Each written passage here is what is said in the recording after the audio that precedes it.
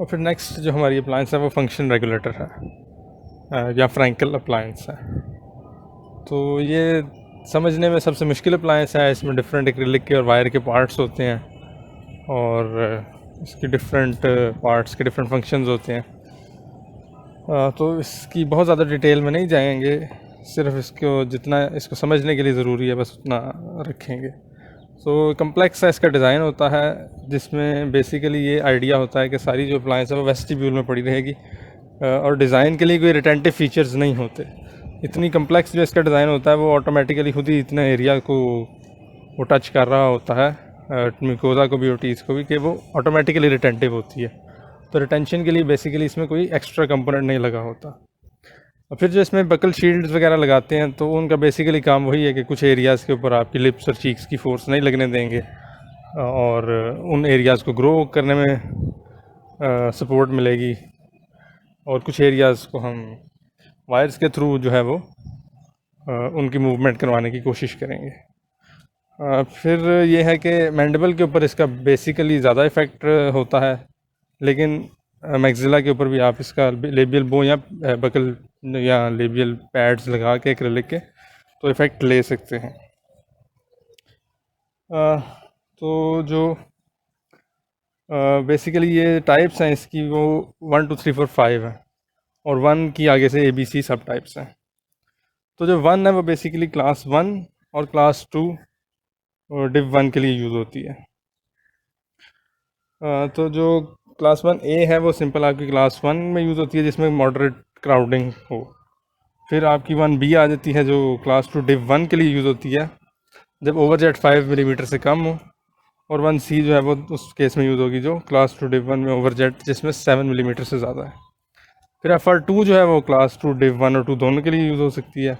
FR3 class 3 के लिए use होती है।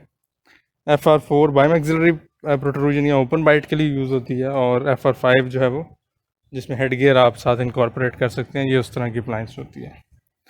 तो इसमें FR2 उसने थोड़ी सी डिटेल से बताई हुई है, उसके कंपोनेंट्स हम देख लेते हैं, और बाकी जो है वो इन्हीं जो बाकी 1 से 5 तक जो है उनमें इन्हीं में से कुछ कंपोनेंट्स को रिमूव करके या कुछ कंपोनेंट्स को ऐड करके बाकी मैलक्लूजन्स ट्रीट करते हैं। तो जो क्लास 2 के केसेस हैं उसके अंदर जो हमारे वायर के कंपोनेंट और एक्रिलिक के कंपोनेंट्स यूज़ होते हैं वो उसने इस तरह बताए हैं कि बकल शील्ड्स होती हैं जिन्होंने चीक्स की फोर्स नहीं लगने देनी होती। जो लिप पैड्स होते हैं ये आपकी लिप्स की फोर्स नहीं लगने देते, और जो लिप पैड्स होते हैं बेसिकली ये लोअर दांतों के सामने लगे होते हैं, क्योंकि क्लास 2 का पेशेंट आप चाहते हैं मैंडिबल ग्रो करे तो मैंडिबल पे जो लिप्स की रिट्रैक्टिव फोर्स है वो आप रिमूव कर देते हैं, जबकि अपर में आप ऐसी कोई पैड नहीं लगाते अपर इंटीरियर्स के आगे, तो उन पे आपकी लिप्स का प्रेशर पड़ता है जो आपके लिए फेवरेबल होता है। और एक लोअर लिंगुअल पैड लगता है। लोअर लिंगुअल पैड आपके जो मैंडिबल के इंटीरियर पार्ट का लिंगुअल एरिया होता है उसको वहाँ पे टच करता है, और बेसिकली इसको गाइड करता है कि वो इंटीरियरली जाके क्लोज हो। तो ये आपकी बेसिकली ग्रोथ मॉडिफिकेशन की जो मैंडिबल की एडवांसमेंट होगी वो इस कंपोनेंट से होगी जो लोअर लिंगुअल पैड है आपका। तो वो मैंडिबल को आगे ग्रो करके बंद करवाएगा, तो मैंडिबल के स्ट्रेच होने की वजह से सॉफ्ट टिश्यूज़ पुल होगा, और उसके साथ आपकी सारी बोन की भी ग्रोथ होगी। अब फिर जो वायर के कंपोनेंट्स हैं वो इस तरह है कि एक आपकी पैलेटल बो होती है। पैलेटल बो बेसिकली आपकी एक साइड के एक्रिलिक के मैक्सिला में होती है, एक साइड के एक्रिलिक के पैड में से निकल के सेंटर में यू शेप होती है उसकी, और ये टिश्यूज़ को टच नहीं करती, ये हवा में होती है आप ऐसे समझ लें, और यू शेप बना के दूसरी साइड के एक्रिलिक के अंदर जा रही होती है, और एक्रिलिक के अंदर से एक यू शेप बन के ये वापस मोलर के ऊपर आके तो वहाँ पे एक रेस्ट बनाती है। उसका काम बेसिकली ये होता है कि मोलर्स की एरप्शन को या एक्सट्रूजन को रोकेगा। फिर आपकी लेबियल बो आ जाती है। लेबियल बो सिंपल है कि क्लास 2 में आपने ऑब्वियसली मैक्सिला के दांतों की प्रोट्रूजन मज़ीद रोकनी है, तो आप एक्टिव लेबियल बो देते हैं जो कि उनको मज़ीद आगे को प्रोट्रूड नहीं होने देगी, और थोड़ा सा रेट्रोक्लाइन भी कर सकती हैं। फिर कैनाइन एक्सटेंशन था, ये वायर्स होती हैं जो कैनाइन के आगे से गुजरती हैं, और कैनाइन के ऊपर जो आपकी फोर्सेस लगनी होती हैं लिप्स की उनको शील्ड करती हैं। तो बेसिकली कैनाइन वाले एरिया में ग्रोथ फेवर करवाती हैं, कैनाइन यानी इंटर कैनाइन विड्थ थोड़ी सी इंक्रीज़ होगी इसकी वजह से। फिर एक अपर लिंगुअल वायर है जो अपर इंटीरियर दांतों के पीछे से गुजरती है, और इसका काम बेसिकली ये है कि एक्सेसिव रेट्रोक्लिनेशन को ये प्रिवेंट करेगी इंटीरियर अपर दांतों की। फिर लोअर के जो कंपोनेंट्स हैं उसमें आपकी लोअर क्रॉसओवर वायर आ जाती है। लोअर क्रॉसओवर वायर बेसिकली आपके बकल और लिंगुअल जो एक्रेलिक के पैड्स हैं उन दोनों को कनेक्ट करती है और सपोर्ट करती है। और फिर सपोर्ट वायर है लोअर लिप पैड्स के लिए। तो ये जो दो लिप पैड्स आपके हैं उनके दरमियान में एक V shape inverted V shape की वायर होती है, उन दोनों को रीइंफोर्स कर रही होती है। और लोअर लिंगुअल स्प्रिंग्स होते हैं। अब ये इसके बेसिक कंपोनेंट्स हैं जो अपना अपना काम करते हैं। तो क्लास 2 की अप्लायंस क्लास 2 के लिए मतलब ये फेवरेबल होती है। अब फ़र्ज़ कर लेंगे हम क्लास 3 के लिए पेशेंट ट्रीट कर रहे हैं, तो नीचे जो आपने लोअर में पैड लगाए हुए थे लिंगुअल पैड, वो आप रिमूव करके अपर में लगा देंगे। यानी अपर मैक्सिला पे हम लिप्स की फोर्सेस नहीं पड़ने दे रहे और मैक्सिला को हम ग्रो करवाना चाह रहे हैं। तो और लोअर से आप हटा देंगे कि मैंडिबल के ऊपर आपके लिप्स का प्रेशर पड़े ताकि उसकी ग्रोथ थोड़ी सी रुक जाए। उसी के साथ हम जो लेबियल बो है वो ऊपर से हटा देंगे क्योंकि ऊपर से हम ग्रो करवाना चाहते हैं उसको। लोअर में हम एक इस तरह लेबियल बो की टाइप की एक चीज़ लगा देंगे, वायर लगा देंगे जो मैक्सिला मैंडिबल के दांतों को प्रोट्रूड होने से रोकेगी। तो इस तरह की बस माइनर सी उसमें मॉडिफिकेशंस करते हैं तो ये क्लास 2 की जो अप्लायंस है क्लास 3 में चेंज हो जाती है। और इसी तरह जो आपके FR4 और 5 हैं वो यूज़ होते हैं मुख्तलिफ कंपोनेंट्स के साथ, वो इतने इंपॉर्टेंट नहीं है। फिर कंस्ट्रक्शन बाइट आ जाती है इसकी। तो बेसिकली आपने देखना है कि कौन सी मैलिक्यूलेशन ट्रीट कर रहे हैं। फॉर एग्जांपल आप क्लास 2 के लिए ले रहे हैं तो आप उसका मैंडिबल जितना ओवरजेट आपने इंक्रीज़ करना है उतना एडवांस करके आप उसकी बाइट लेंगे और उस बाइट के हिसाब से आर्टिकुलेशन करके ये बनाएंगे। और इसी तरह क्लास 3 का ले रहे हैं तो उसकी बाइट को थोड़ा सा रिट्रूड करके मैंडिबल को रिट्रूड करके बाइट लेंगे। अगर ओपन बाइट के लिए ले रहे हैं तो उसके अकॉर्डिंगली आप मतलब कर लेंगे और एडजस्ट कर लेंगे अपनी बाइट को। फिर आपका तो ये इसमें सिर्फ इतनी बातें इंपॉर्टेंट है फ्रैंकल वाले में से। फिर आ जाता है आपका बायोनेटर। तो जो ये बायोनेटर है ये बेसिकली आपकी एक्टिवेटर की टाइप की अप्लायंस है लेकिन थोड़ी सी मॉडर्न है। तो उसमें यानी पेशेंट के लिए वो इजी है थोड़ी सी यूज़ करना।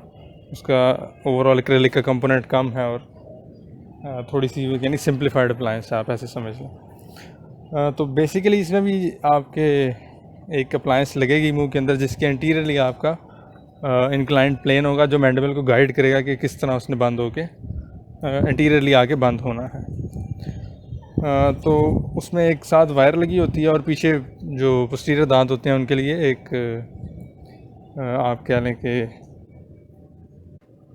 एक्रेलिक की प्लेट होती है जिसके ऊपर उन्होंने अपर और लोअर के उस पर मतलब आप समझ लें इंप्रेशन होंगे तो वो उसी जगह पे बंद होगा जाके। तो ये 3 तरह का बेसिकली होता है, स्टैंडर्ड, क्लास 3 और ओपन बाइट। तो जो स्टैंडर्ड है ये आपका क्लास 2 डिव 1 या क्लास 1 के लिए यूज़ होता है। तो इसमें सिंपल है कि एक तो आपका एक्रेलिक का जो सारा पोर्शन आ जाएगा जिसके इंटीरियरली इंक्लाइंड प्लेन होगा। दूसरा आपका क्लास 2 है तो जो वायर का कंपोनेंट आएगा सारा वो इस तरह होता है कि पोस्टीरियरली स्टार्ट होगा, वो एक्रेलिक से बाहर आएगा, अपर मोलर्स से पास होके वो अपर मोलर्स के मीजियली यानी वो यू शेप बना के लोअर मोलर्स पे आ जाएगा।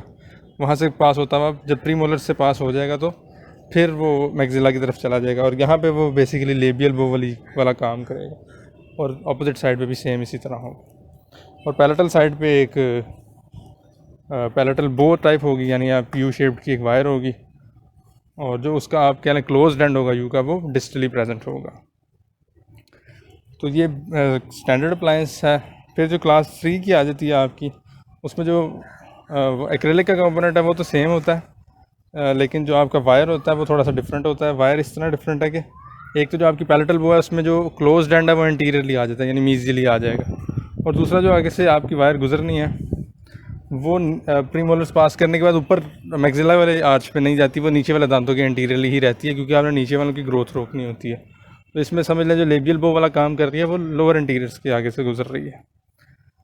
और फिर थर्ड जो है आपकी वो है ओपन बाइट वाली अप्लायंस। और ओपन बाइट वाली भी सिंपल है, उसमें सिर्फ ये डिफरेंस है कि जो एक्रेलिक की शीट होती है सारी वो इंटीरियर दांतों पे भी आ जाती है जो बेसिकली टंग थ्रस्टिंग को रोकती है। और दूसरी कोई हैबिट अगर उसकी है जिसकी वजह से ओपन बाइट हो रही है तो वो उसको प्रिवेंट करती है।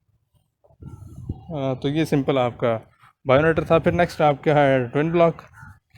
ट्विन ब्लॉक सिंपल सी अप्लायंस है जिसमें अपर और लोअर सेपरेट कंपोनेंट्स होते हैं एडम्स क्लैस्प से वो दोनों रिटेंशन लेते हैं अगर रिमूवेबल हैं, अदरवाइज वो फिक्स्ड भी हो सकते हैं। तो दोनों के जो पोस्टीरियरली आपके लगे होते हैं inclined plane, basically bite planes लगे होते हैं जो इंटीरियरली इंक्लाइंड होते हैं, और दोनों अपर और लोअर इस तरह इंक्लाइंड होते हैं कि वो पेशेंट जब नॉर्मली वो बंद करेगा तो ऑब्वियसली जो बाइट प्लेन्स हैं वो कांटेक्ट में आएंगे और बाइट क्लोज नहीं होगी। फिर जब वो मैंडिबल को आगे स्लाइड करेगा तो मैंडिबल और मैक्सिला के जो इंक्लाइंड प्लेन्स हैं बाइट प्लेन के आगे, वो स्लाइड करके मैंडिबल को आगे गाइड करेंगे कि यहाँ पे इतना आगे जाके उसने बंद होना है। फिर जितना वो मतलब इंक्लाइंड प्लेन पे स्लाइड होके मैंडिबल आगे जाएगा तो ही वो बंद होगी उसकी बाइट, वरना वो बंद नहीं होगी। तो ये उसका आइडिया है कि वो मैंडिबल, जो पेशेंट है वो मैंडिबल को प्रोट्रूड करके आगे करके बंद करेगा मुँह, तो उसकी वजह से सारा वो इफ़ेक्ट आएगा जो फंक्शनल मैट्रिक्स थ्योरी के अकॉर्डिंग सॉफ्ट टिश्यू पुल के साथ आता है मैंडिबल के ऊपर। तो इसमें जो है पेशेंट अप्लायंस जो कंप्लायंस होती है वो ज़्यादा अच्छी होती है, क्योंकि इसमें एक्रेलिक का पोर्शन थोड़ा सा कम होता है, अपर लोअर डिफरेंट अलग अलग हैं। यूजुअली जो हमने पीछे सारी पढ़ी हैं उनमें एक ही कंपोनेंट होता है, जो अपर में भी लग रहा होता है लोअर में भी लग रहा होता है, वो पेशेंट्स के लिए थोड़ा सा कंप्लायंस का इशू आता है उसमें। तो इसमें जो है ये कंप्लायंट अप्लायंस है थोड़ी सी। फिर आपकी हर्ब्स अप्लायंस आ जाती है। हर्ब्स बेसिकली आपकी फिक्स्ड फंक्शनल अप्लायंस है। तो जो हर्ब्स अप्लायंस है उसकी जो मेन जो एडवांटेज उसका ये है, क्योंकि ये फिक्स्ड फंक्शनल अप्लायंस है तो एक तो ये पेशेंट की कोऑपरेशन रिक्वायर नहीं करती, तो इसके इफ़ेक्ट्स जल्दी आते हैं। तो जो पेशेंट्स ग्रोथ जिनकी एंड होने वाली हो, ग्रोथ फेज़ के एंड पे हों, उनमें अगर ये यूज़ की जाए तो जो रिमेनिंग ग्रोथ जो थोड़ी सी रह गई हो उसको अच्छा यूटिलाइज़ किया जा सकता है, जबकि बाकी जो रिमूवेबल आपकी फंक्शनल अप्लायंसेज हैं वो उस पार्ट को अच्छा नहीं कर सकती, यूटिलाइज़ नहीं करती। तो अप्लायंस बेसिकली इस तरह है कि अपर मोलर्स के साथ एक ट्यूब लग जाती है और लोअर फर्स्ट प्रीमोलर के साथ उसमें एक रॉड लग जाती है। तो वो जो रॉड होती है वो उस ट्यूब के अंदर जो अपर मोलर के साथ लगती है फिट हो जाती है। अब उसको उसकी लेंथ के हिसाब से जितना आपने मैंडिबल प्रोट्रूड करना होता है, एडवांस करना होता है, उस हिसाब से उसकी लेंथ ले लेते हैं। तो अब ये करती क्या है कि क्योंकि ये रॉड पूरी है तो ये अपनी लेंथ पे जाके ही मैंडिबल को बंद करवाएगी, क्योंकि ये फ्लेक्सिबल तो है नहीं। तो जब पेशेंट मुँह बंद करता है तो जब तक ये रॉड जितनी लेंथ की आपने लगाई है उतनी लेंथ की सीधी नहीं हो जाती तब तक मैंडिबल बंद नहीं होता, तो उस हिसाब से ये लेंथ लेके बना देते हैं।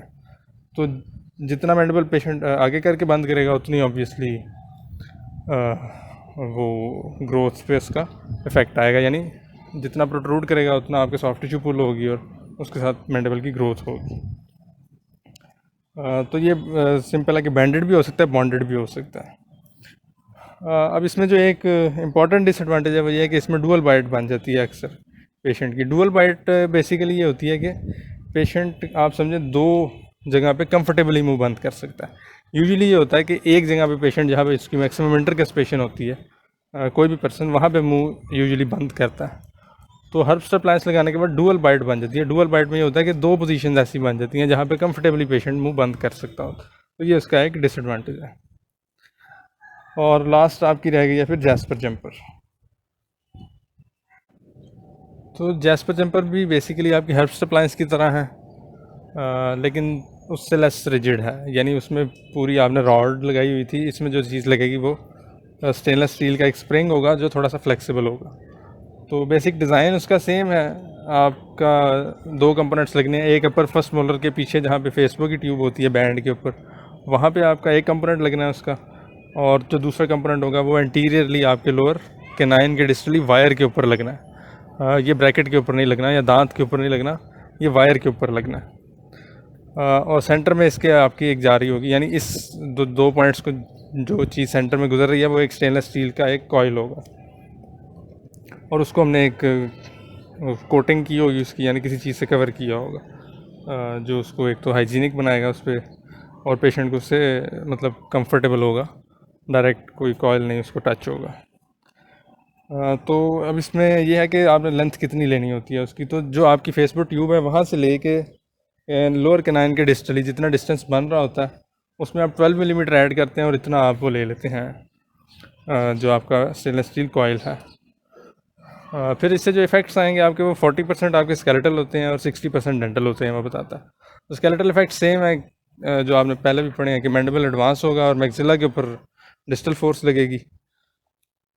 इसी तरह जो आपके स्केलेटल हैं तो पोस्टीरियरली आप पे फोर्स लगेगी आपके अपर मोलर्स पे, तो वो पीछे जाएंगे। उनके पीछे जाने से ऑब्वियसली जो आपके इंटीरियर है मैक्सिला के वो भी पीछे चले जाएंगे। और इसी तरह आपका सारा होगा। तो 20% आपकी उसने बताई है ये सारी जो उसने डिवीजन की है।